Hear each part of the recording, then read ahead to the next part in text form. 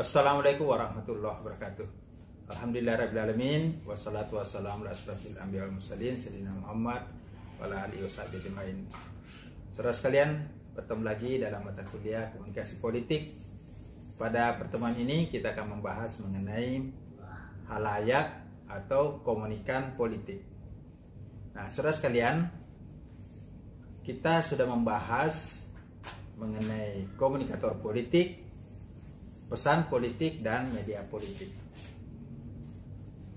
Kita akan melanjutkan pembahasan kita mengenai aspek atau unsur atau komponen yang keempat dalam sistem komunikasi politik, yaitu komunikan atau halayak politik. Nah, saudara sekalian, tentu saja keberadaan komunikan atau halayak politik sangat penting dalam sebuah peristiwa komunikasi, karena halayak inilah yang menjadi sasaran, yang menjadi tujuan dari sebuah komunikasi politik. Seorang komunikator politik ketika menyampaikan informasi, menyampaikan pesan, tentu saja dimaksudkan untuk mempengaruhi pikiran, perasaan maupun tingkah laku audiens. Oleh karena itu, penting sekali bagi seorang komunikator politik mengenali, mengidentifikasi, dan memastikan siapa audiens yang ingin dihadapi dalam peristiwa komunikasi politik. Nah, saudara sekalian, untuk memahami siapa halayak politik itu, kita akan mengenal beberapa tipe halayak yang menjadi sasaran dari sebuah komunikasi politik. Yang pertama adalah pihak penerima yang mewakili personal atau bersifat personal. Jadi, pesan-pesan politik bisa dimaksudkan untuk mencapai halayak atau komunikan secara individu atau secara personal. Misalnya, pesan-pesan yang memang diberikan secara face to face atau melalui media yang bersifat peer to peer atau bersifat person to person, maka tentu saja yang berlaku di sini adalah suatu bentuk komunikasi interpersonal antara komunikator politik dengan penerima atau komunikan politik. Sifat dari komunikasi interpersonal adalah komunikasi yang memiliki kedekatan secara emosional. Karena komunikasi interpersonal itu akan mempengaruhi pikiran jiwa seseorang dan akan lebih mudah dilakukan jika seorang komunikator melakukan pendekatan secara interpersonal, sehingga penerima akan lebih mudah mengerti, lebih mudah memahami dan mengikuti pikiran-pikiran dari komunikator. Saudara sekalian, jenis halayak yang kedua adalah kelompok atau group communication. Kelompok adalah gabungan dari orang-orang yang memiliki kesamaan-kesamaan, kepentingan atau tujuan, dan mereka berkomunikasi secara informal tanpa adanya satu struktur yang baku, yang kaku di antara mereka. Jadi, kelompok ini lebih bersifat cair, lebih bersifat fleksibel, dinamis, karena orang-orang yang berada di dalamnya mengikat diri pada satu tujuan, pada satu kepentingan. Jadi, saudara sekalian, kelompok-kelompok ini juga perlu menjadi sasaran bagi sebuah komunikasi politik.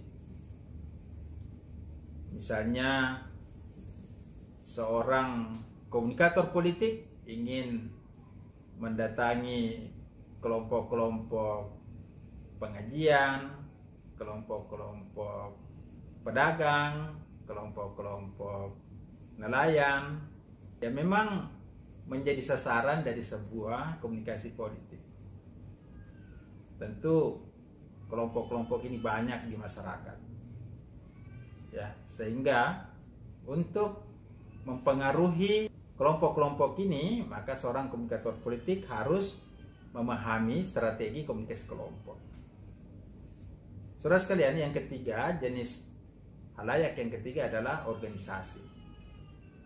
Organisasi adalah kumpulan orang-orang yang berada dalam satu ikatan secara formal.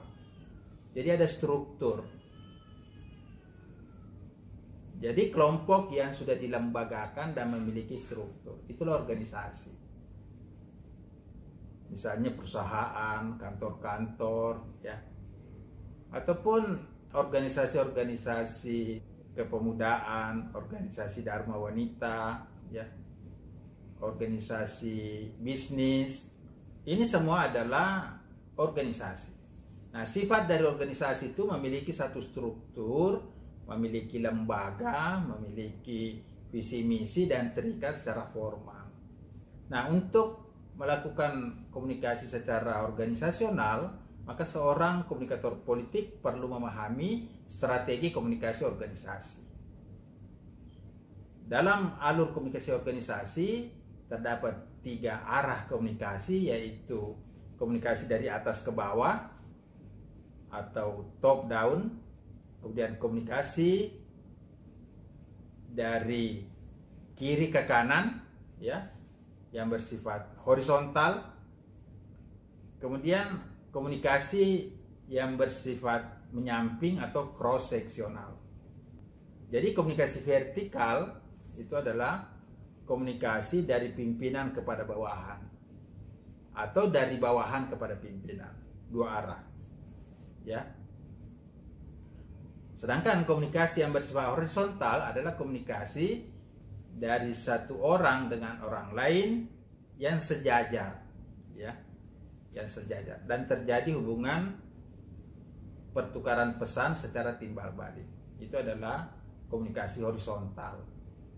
Misalnya orang-orang yang berada dalam satu bagian organisasi atau antar bagian yang sederajat, yaitu adalah komunikasi horizontal. Kemudian yang ketiga adalah komunikasi cross seksional, yaitu komunikasi yang bersifat lintas bagian, dari satu bagian ke bagian lain, dari atas ke bawah atau dari bawah ke atas, tapi dia bersifat lintas bagian.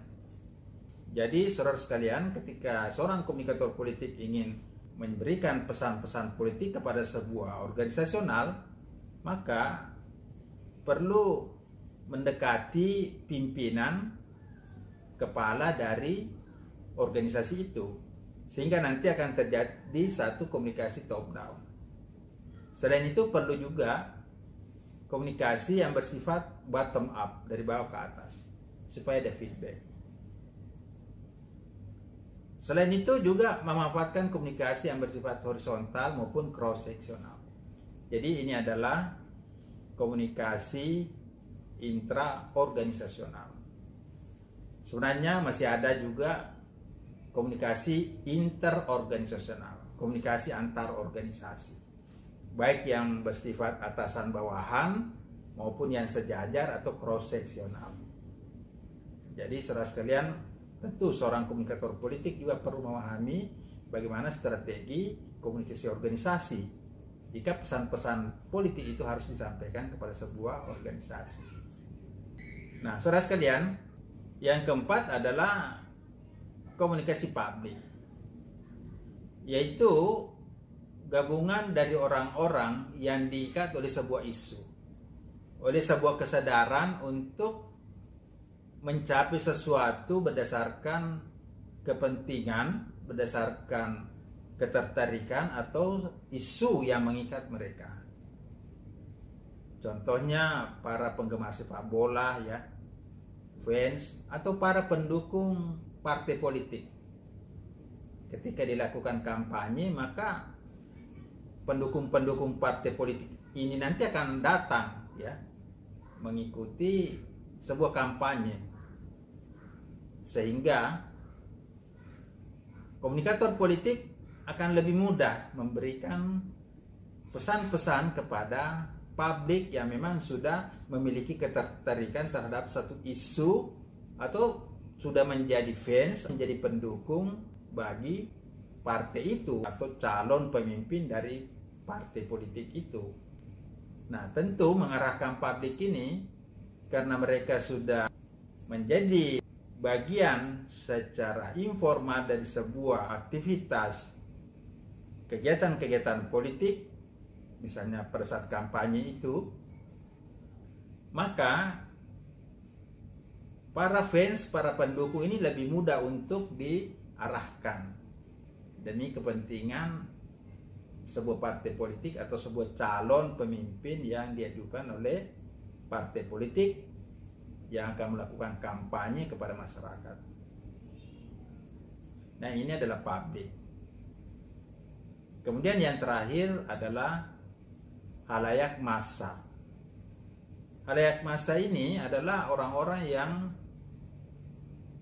berada di manapun tanpa batas wilayah, secara heterogen, yang mendapat terpaan informasi, baik itu berupa anak-anak, orang tua, laki, perempuan, siapapun yang mendapat terpaan informasi, itulah massa.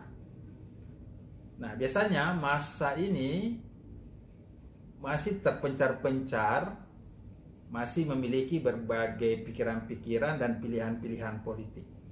Sehingga ketika menyampaikan pesan-pesan dengan sasaran halayak massa ini, maka pesan-pesan itu nanti tidak akan sepenuhnya diterima oleh seluruh anggota massa itu. Ada yang menerima, ada yang kritis, ada yang menolak. Karena memang sifat massa itu heterogen. Nah, sarana yang digunakan untuk menyampaikan pesan-pesan pada halayak massa ini, tentu kita menggunakan media massa yang memang digunakan untuk mencapai sasaran halayak massa dimanapun berada. Media massa itu bisa berupa surat kabar, majalah, radio maupun televisi. Nah, saudara sekalian, inilah jenjang atau level atau tingkatan-tingkatan halayak politik yang menjadi sasaran pesan informasi dari seorang komunikator. Nah, perlu dipelajari lebih lanjut karakteristik individu, karakteristik kelompok, karakteristik organisasi, karakteristik publik, dan karakteristik massa. Sehingga seorang komunikator politik dapat memberikan informasi sesuai dengan karakter mereka, menggunakan media yang tepat, dan menggunakan pesan-pesan yang cocok dengan psikologi halayak yang mereka hadapi. Ya, karena setiap jenis halayak ini memang memiliki satu karakteristik atau sifat khas yang membedakan antara satu jenis halayak dengan jenis halayak lainnya.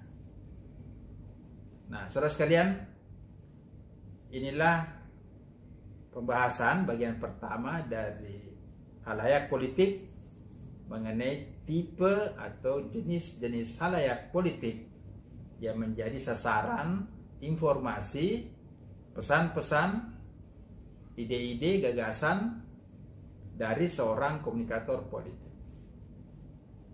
Saudara sekalian, demikian, semoga bermanfaat. Wassalamualaikum warahmatullahi wabarakatuh.